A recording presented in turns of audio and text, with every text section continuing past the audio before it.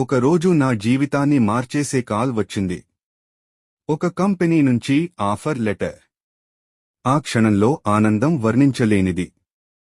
వెంటనే original certificates అన్నీ తీసుకుని నా ఊరి నుంచి హైదరాబాద్కు బయలుదేరాను. వెరిఫికేషన్ కి, ఉద్యోగంలో జాయిన్ అవ్వడానికి. మధ్యలో జడ్చర్ల దగ్గర బస్సు ఆగింది. టీ తాగుదామని చెప్పి బస్సు దిగాను. అక్కడే పెద్ద తప్పు జరిగింది. బస్సు దిగేటప్పుడు బస్సు నంబర్ చూసుకోలేదు. అన్ని బస్సులు ఒకే కలర్లో ఉండటంతో పూర్తిగా కన్ఫ్యూజ్ అయ్యాను. తిరిగి వచ్చేసరికి ఏదీ నా బస్సో అర్థం కాలేదు. మైండ్ బ్లాంక్ అయింది. టెన్షన్లో నా బస్సు వెళ్లిపోయిందేమో అనుకుని అక్కడే నిలబడి ఏడ్చేశాను. ఇతర ప్రయాణికులు వచ్చి అడిగారు, ఏం అయ్యింది అని. విషయం చెప్పగానే వాళ్లు చెప్పారు, ఇంకో బస్సులో హైదరాబాద్ వెళ్లి అక్కడ చెక్ చేయి. నా జేబులో ఉన్నది కేవలం 200 రూపాయలే.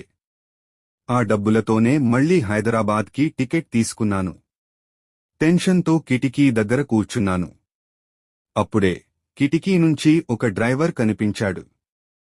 అనంతపురం దగ్గర నా టికెట్ తీసుకున్న డ్రైవర్ అతనే.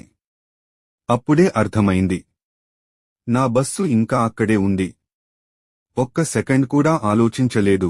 ఈ బస్సు నుంచి దిగిపోయి పరుగెత్తుకుంటూ వెళ్లి నా అసలు బస్సులో ఎక్కేశాను. ఫైల్ ఓపెన్ చేసి చూశాను. ఒరిజినల్ సర్టిఫికేట్స్ అన్నీ సేఫ్. ఆ క్షణంలో వచ్చిన రిలీఫ్ చెప్పలేను.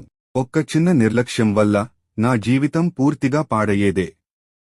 కానీ ఆ రోజు అదృష్టం, దేవుడు, నా భవిష్యత్తు అన్నీ కలిసి నన్ను కాపాడాయి.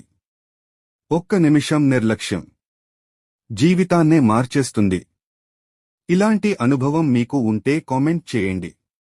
ట్రూ స్టోరీస్ కోసం సబ్స్క్రైబ్.